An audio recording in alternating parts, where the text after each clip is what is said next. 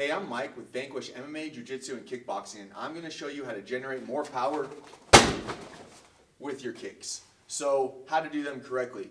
There's a few things that are very important about kicks that a lot of people miss, and one of the biggest things is where you're putting your front foot, okay? Your plant foot is one of the most important things.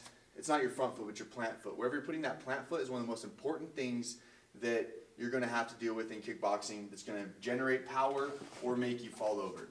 What too many people do is they step straight at the bag, so they step straight towards the bag, and then their foot is in the center of the person that they're kicking or the bag.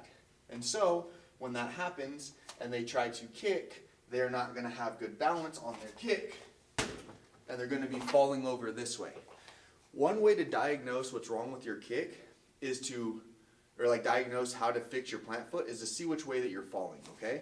So if I kick and I'm stepping off this way, my foot should go that way more next time, that plant foot, okay? If I'm coming in and kicking and falling back, my foot should be more back.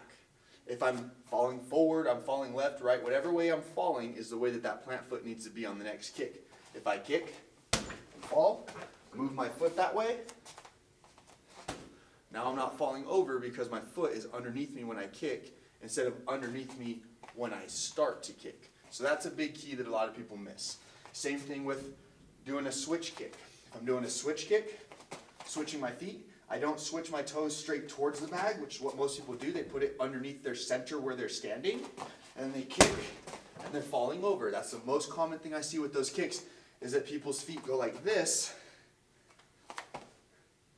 instead of like this. Okay? My foot should be stepping around, if you're my opponent, stepping around you, as opposed to stepping towards you right in the center of my balance right now, because when I kick, my balance is not there anymore.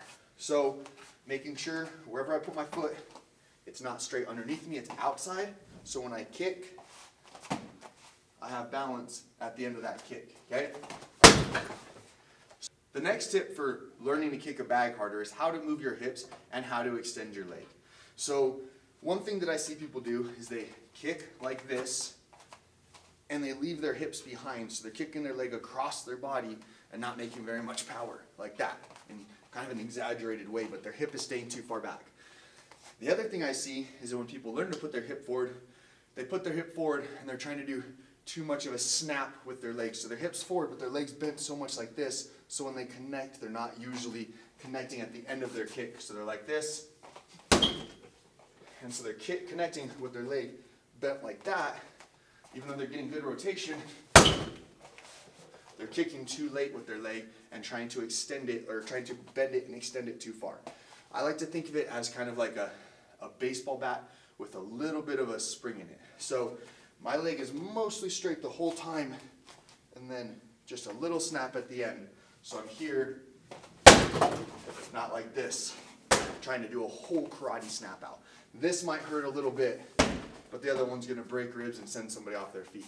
So my goal is to turn my hips just in front of my leg.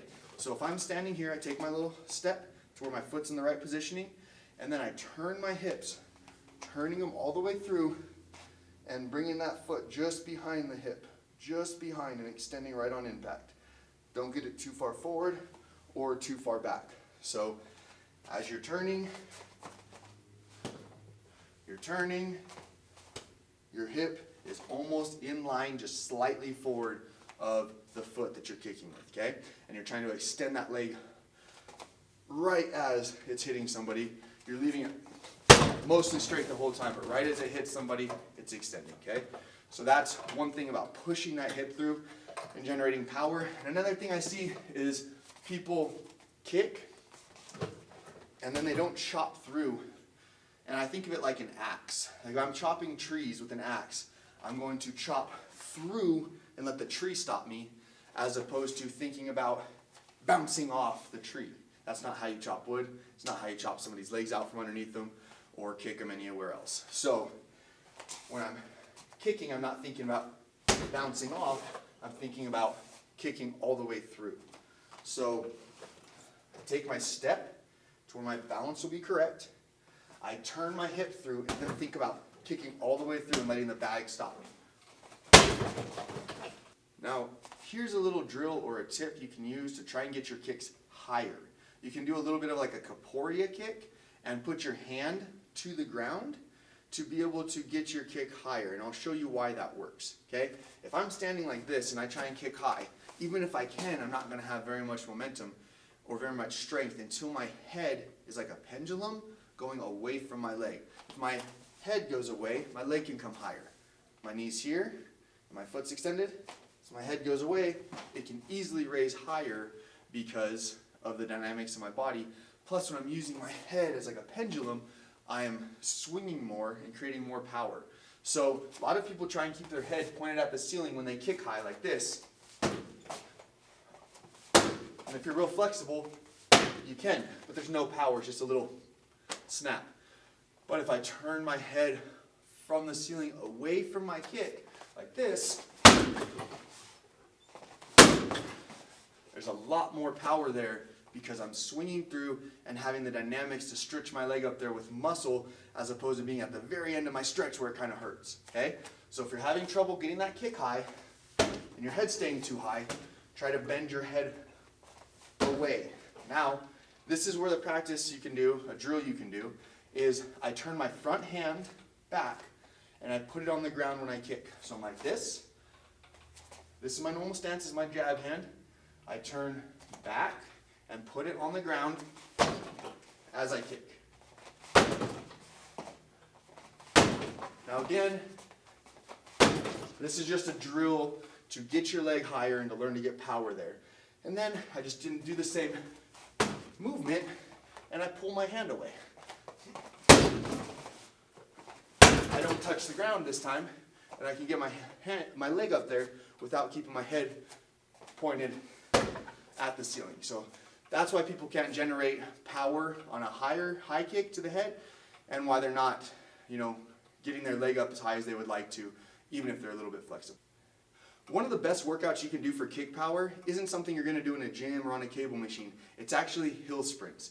Boss Rutan was the first person I heard say that, and that guy kicked so hard. You can watch the Fight Science when he kicked with over 5,000 pounds of pressure, and that guy was one of the hardest kickers, and he said, hill sprints. Hill sprints. No squats, none of the other stuff. That'll make you strong for lifting and all that. But if you want to have an explosive kick, hill sprints, straight up and down, or not down the hills, sprint up them, walk down, sprint up them. Try and get really steep hills that you really have to dig to get up there. And that will build those powerful muscles in your leg to generate kick power. Those are some of the basics of how to generate kick power. And again, the basics are making sure you're not stepping underneath your stuff, but outside and around the opponent, so that when you're done with your kick, you have balance and you're not falling over. So making sure your plant foot is in the correct spot. And again, whichever way you fall is the way you need to move the plant foot. Number 2 is making sure that your hips are turning through at the right rate and you're not bringing your leg too far back trying to snap it, but you're turning through and snapping out right at the end with your hip barely in front of your foot, not way in front and definitely not way behind. And then 3, if you're not getting the power to be able to kick up high and you can't get your leg up high, bringing your head away when you kick instead of trying to keep it straight up. Those are the biggest tips I see that people need to work on to generate power. There's a little bit more to it than that, but for the most part, if you can master those few things, you'll have a lot more power in your kicks.